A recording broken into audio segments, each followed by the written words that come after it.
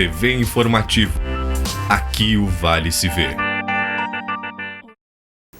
Desde os tempos da bagunça que foi o governo Collor, principalmente quando ele perdeu o apoio político, porque, diferentemente dos últimos governos, ele achou que não precisaria comprar esse apoio com mensalões e outros agrados a parlamentares, partidos, companheiros de outras organizações, acho que nunca mais se tinha visto na história deste país tamanha confusão.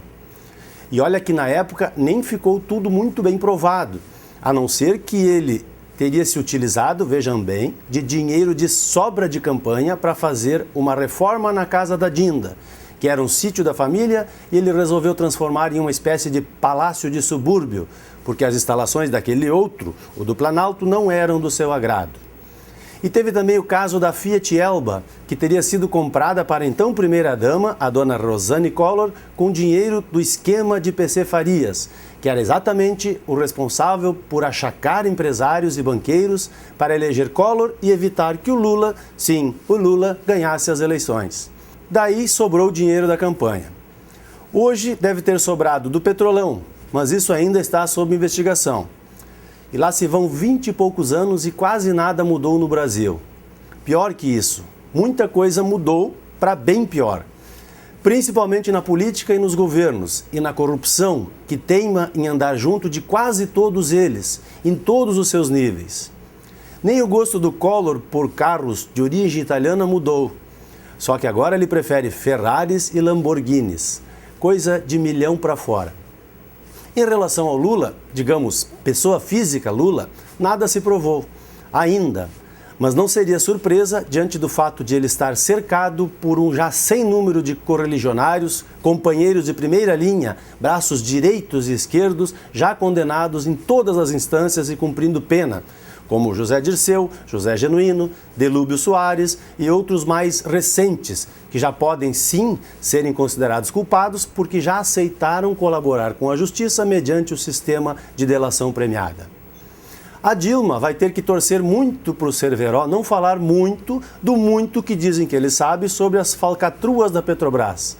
Muitas delas, inclusive a famosa compra da superfaturada refinaria de Pasadena, enquanto ela era nada mais, nada menos que presidenta do Conselho de Administração da estatal, que hoje agoniza por conta exatamente da péssima gestão dos últimos anos. Agora tem o caso do Delcídio, que sem querer pode ter acabado ou diminuído as chances de os últimos políticos envolvidos obterem do STF as mesmas parcimônias que tiveram no caso do Mensalão. Só para lembrar, o episódio dos famosos embargos infringentes, que na prática julgaram alguns processos 2 vezes na mesma instância, absolvendo alguns e aliviando as penas de outros no final.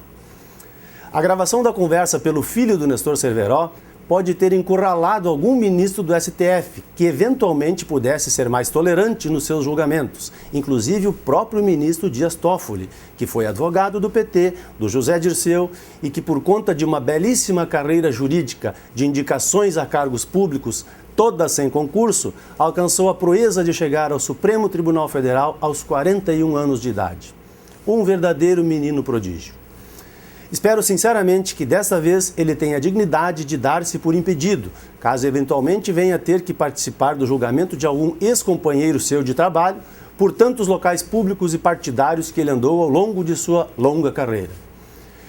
A mesma digna atitude poderia tomar o último a ingressar naquela corte, o ministro Fachin, que antes de ser premiado com o mais alto cargo da justiça brasileira, pediu votos abertamente para a então candidata Dilma.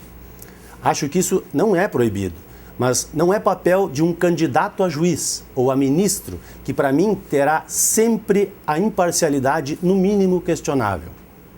Mas é difícil esperar que o povo e os políticos aprendam algumas lições com os incontáveis escândalos e crimes já provados contra alguns figurões. E é por isso que ainda temos por lá Fernando Collor, Jader Barbalho, Paulo Maluf. Será que dessa vez os políticos, a justiça eleitoral e criminal e finalmente o povo vai demonstrar que aprendeu alguma coisa com a descoberta dessa sujeirama toda? É esperar para ver. Até a próxima. TV Informativo. Aqui o Vale se vê.